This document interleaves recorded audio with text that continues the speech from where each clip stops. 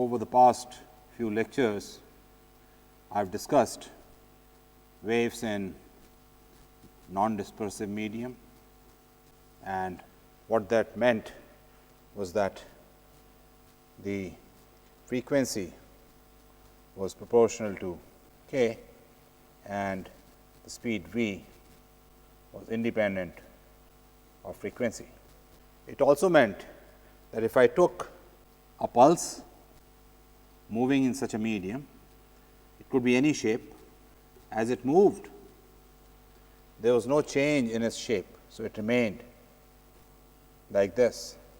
A good example of this is the sound waves, which are a very good approximation to moving with constant speed for every frequency.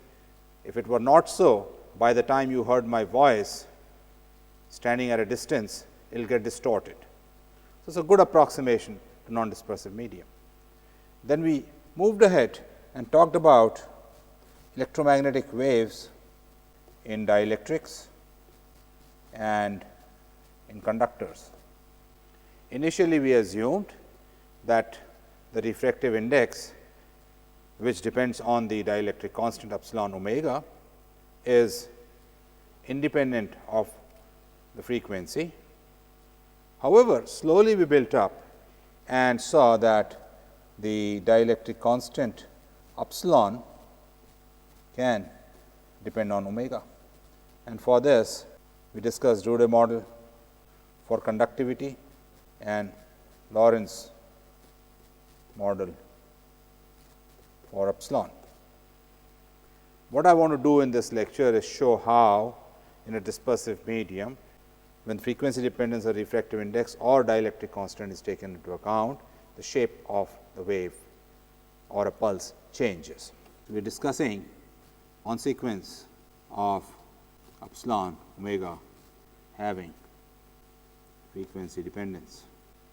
Right now, I am focusing only on the real part of the dielectric constant, which is related to if epsilon imaginary is much smaller than epsilon real, then n, the refractive index omega, is square root of epsilon mu 0 if we take non-magnetic medium. So, it is proportional to epsilon omega, square root of epsilon omega. What we will see is this distorts the pulse as it moves. But before that, let me just review the Lorentz model. What Lorentz model did is assume there are many excitation frequencies and corresponding damping in a system, and therefore, epsilon omega came out to be epsilon 0 plus n e square over m summation I f I over omega I square minus omega square minus I gamma I omega, where omega is the applied frequency, omega I are the excitation frequencies, gamma I is the related damping constant, and f I the fraction of electrons that have that particular frequency. And epsilon omega has both real and imaginary part.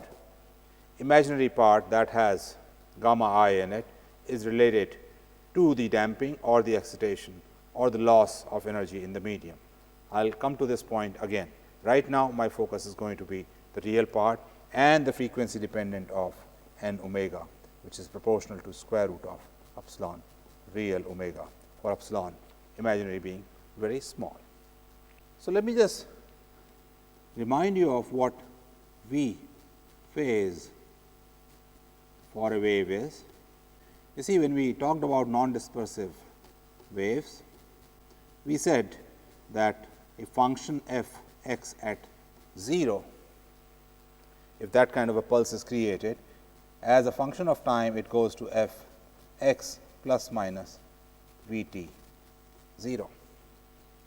So, if the wave is traveling in the x direction, if at time t equals 0 I had a function f x 0 like this, with time it progresses and the center becomes V t. The function on the left is f x at 0 and this is f x t. This is how the time dependence comes. If it is moving to the left, then it will look like this, and this would again be V t. And this is a direct result of V being omega independent. Let us see that how it happens. So, for this I will need Fourier analysis of the pulse. So, I request you at this point is to go back and review your Fourier analysis. I can write this f x 0 as integral minus infinity to infinity some amplitude which depends on k or omega e raised to I k x d k, where a k is the amplitude for e raised to I k x. So, what this is this function f x 0 is made up of many plane waves which are superimposed, and each plane wave has this amplitude a k. Let me show this by a picture.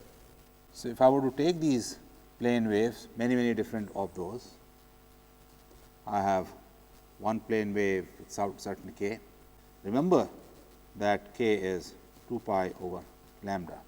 Then I have another wave which could be a different amplitude and different k. Then I have a third wave which could be very different amplitude and different k.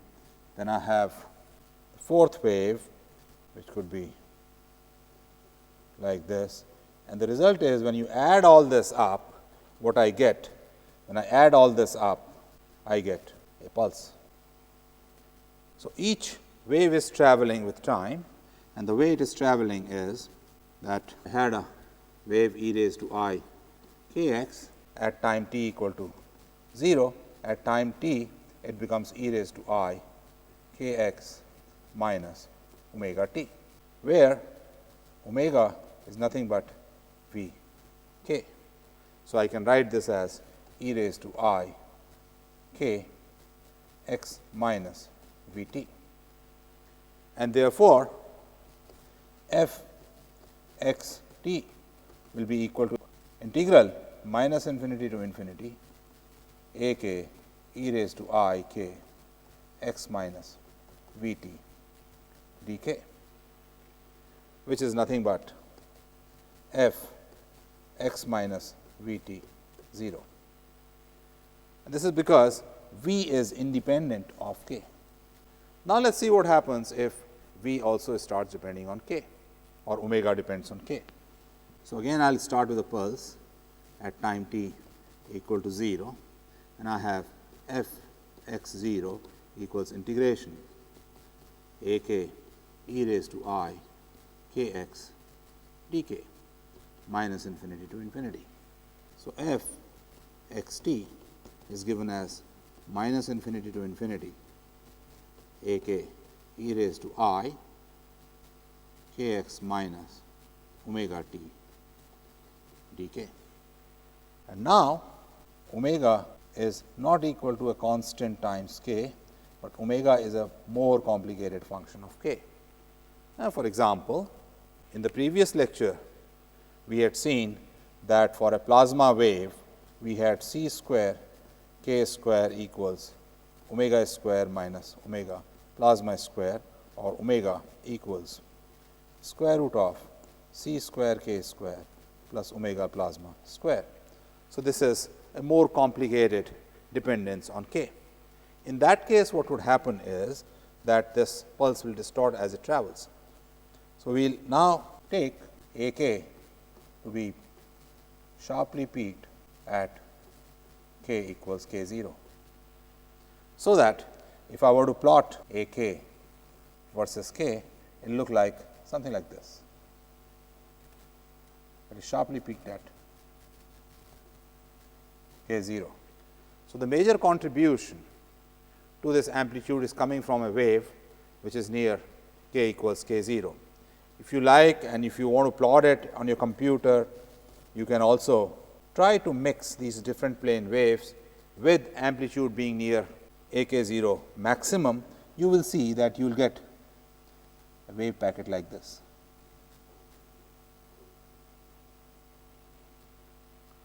With the difference between two peaks being 2 pi over k 0, very close to it. So, this is the pulse that we have generated at t equals 0. Now, it changes. So, let us calculate its time dependence. So, I started with a pulse, or even better, now I have made it something like this, which is given as time t equal to 0 as integration minus infinity to infinity a k e raised to I k x d k. And now, at time t,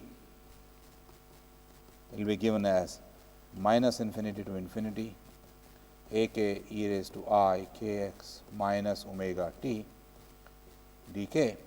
And I am now going to write omega k as omega at k 0 plus some delta k d omega d k at k 0 plus higher orders, which I am neglecting right now, but I will comment on it a little later.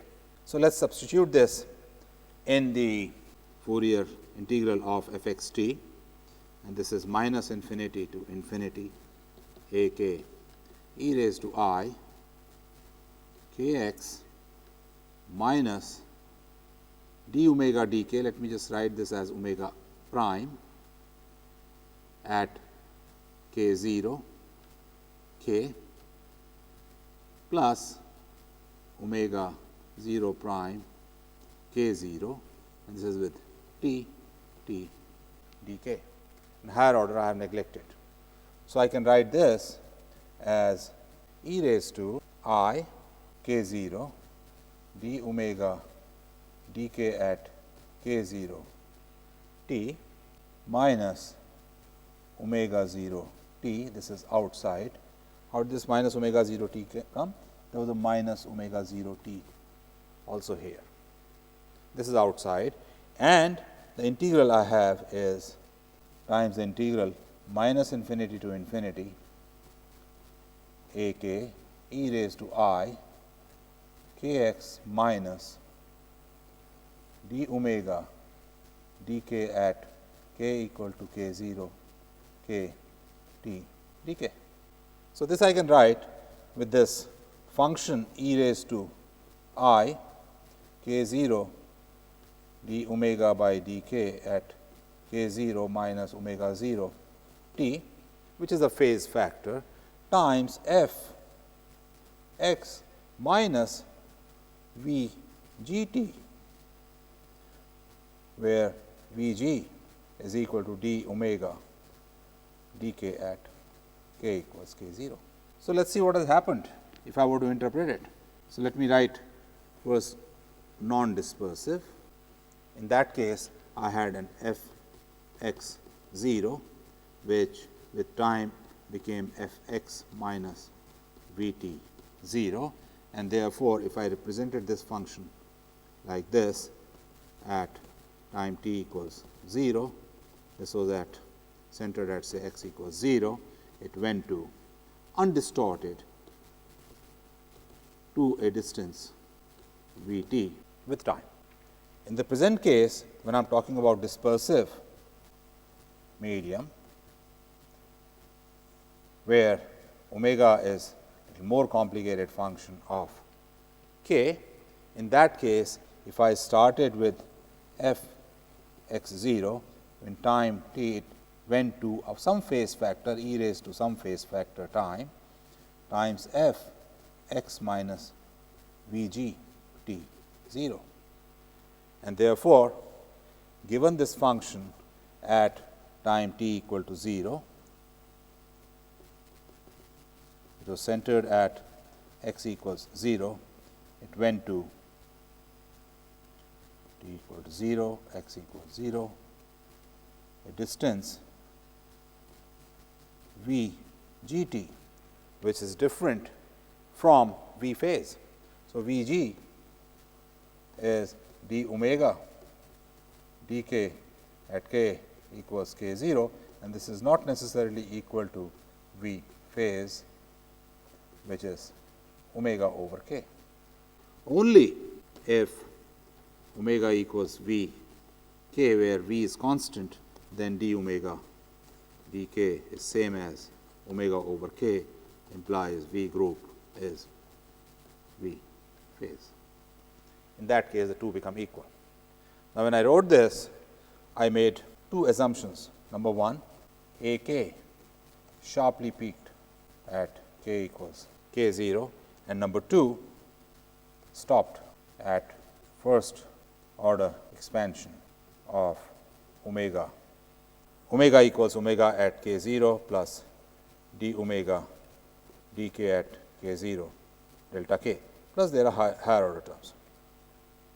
What at this point I would like you to do is play this game on your computer, make different pulses, let them travel, give different kinds of omega versus k behavior, and see if this is really good. So, let us quickly do an example, calculate V group for plasma waves. As I just told you, for plasma waves, omega is equal to square root of c square k square plus omega plasma square.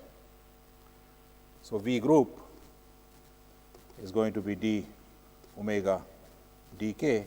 It of course depends on at what k naught I am taking the derivative. So, it comes out to be c square k upon square root of c square k square plus omega plasma square.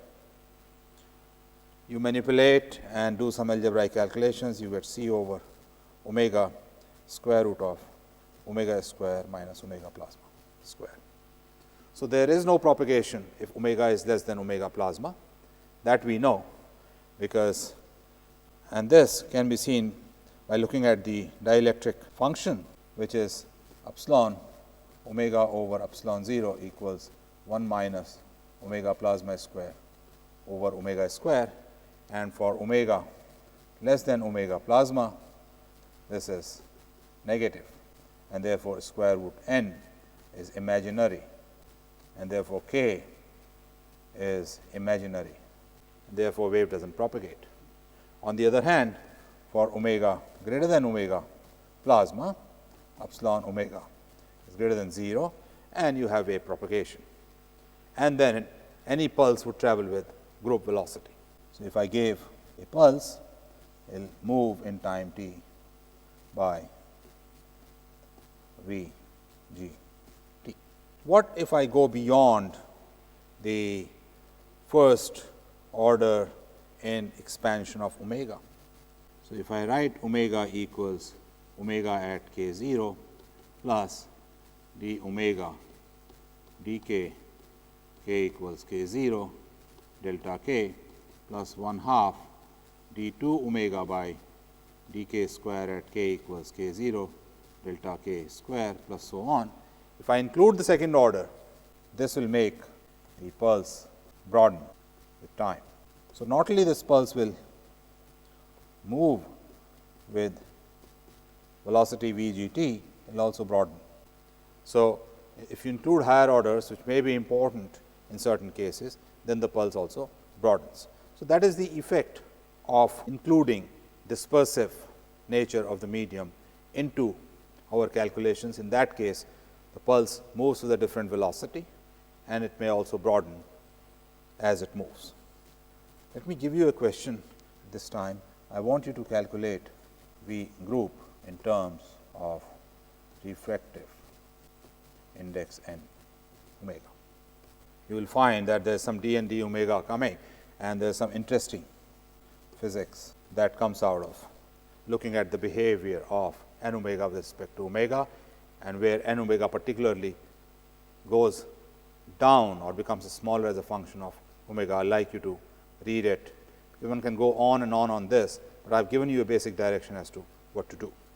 So, let us conclude this lecture by stating that inclusion of omega dependence of epsilon or n, the refractive index, makes phase velocity of different waves omega dependent, and therefore a pulse moves with speed v group, which is d omega dk, and inclusion of higher order in expansion of omega k leads to broadening of the pulse. And I will finally urge you to make connection with a wave packet in quantum mechanics. Thank you.